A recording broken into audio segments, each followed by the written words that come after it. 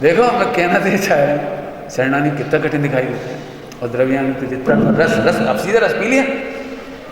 हम लोग सोनगढ़ में एक बात चलती थी कि देखो स्वामी जी ने पका के दे दिया अपने को, इतनी मेहनत करके पका के दे दिया, अपने तो भुटक नहीं है, यानी समझ नहीं है, बस अपने को लाखों ग्रंथ नहीं खोलने हैं, अपने को कुछ नहीं करना, अपने को समझना है बस। ये बात चलती थी। जैसे आज हमने मेहनत करी तो हमें सीधे एक ही काम तो करना है, समझ लो बस। अब तो हमारी ऐसी मेहनत करो 50 साल, कितने ग्रंथ पढ़े हमने, 1000, तो पढ़ो, अब जब तक क्या होगा, क्या बात है, क्या होगा।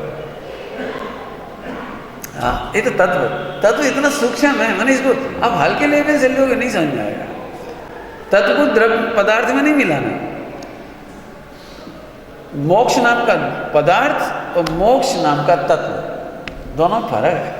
मोक्ष नाम का पदार्थ प्रकट करने योग्य उपाधि है, और मोक्ष नाम का तत्व आश्रय करने योग्य ही। ऐसे चलेगा।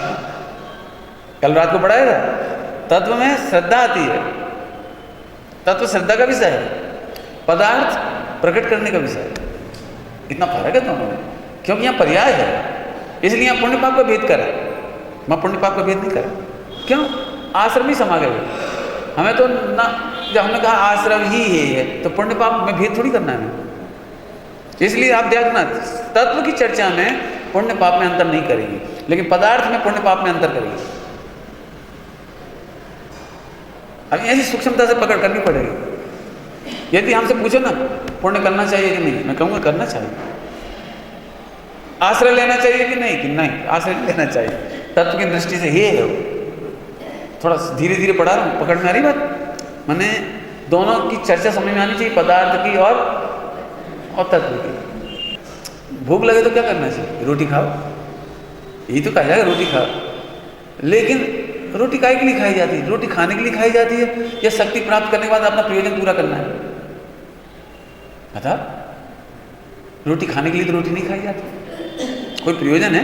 वही बेटे जल्दी भोजन करो, फिर दुकान जाना है, जल्दी करो बेटा, फिर पढ़ाई करना है तुम्हें। प्रयोजन कुछ और है। ऐसे पदार्थ में पुण्य करो। क्या कह रहे हैं? पुण्य करो, लेकिन पुण्य नहीं करते रहोगे। पुण्य अल्टीमेट है, अंतिम सत्य पुण्य। सुना, सदुपयोग करो, आत्मा का आश्रय करो, ये तत्व आ गया। अब समझ में आ गया नहीं यार? अब स्वामी जी जो पुण्य का निषेध कर रहे थे वो तो तत्व की भाषा में कर रहे थे, पदार्थ में नहीं कर रहे थे। थोड़ी सूक्ष्मता से है ये बात में एनालिसिस करके